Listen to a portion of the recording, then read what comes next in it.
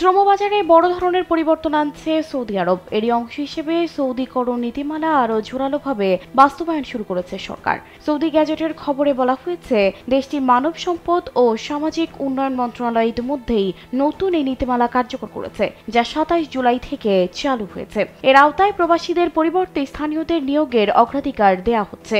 জানা গেছে, দেশটি ধাপে ধাপে ফার্মেসি, দন্তচিকিৎসা ও প্রযুক্তিগত প্রকৌশল এই তিনটি গুরুত্বপূর্ণ পেশাগত খাতে প্রবাসীদের নিয়োগ সীমিত করে দিচ্ছে। এসব খাতে সৌদির নাগরিকদের প্রাধান্য দিচ্ছে তারা। একটা সময় এসব খাত পরিচালনা করবেন সৌদি নাগরিকরাই।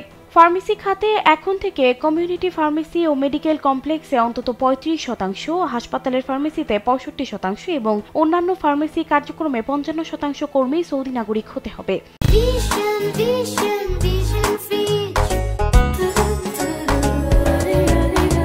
এসব বিধান প্রযোজ্য হবে এমন ফার্মেসিগুলোর ক্ষেত্রে যেখানে কমপক্ষে ৫ জন কর্মী রয়েছে। এছাড়া এসব পেশায় নিযুক্ত সৌদিদের বেতন ন্যূনতম ৭,০০০ রিয়েল নির্ধারণ করা হয়েছে। দন্ত চিকিৎসা খাতেও ৪৫% কর্মী সৌদির হতে হবে এবং তাদের বেতন হতে হবে কমপক্ষে ৯,০০০ রিয়েল।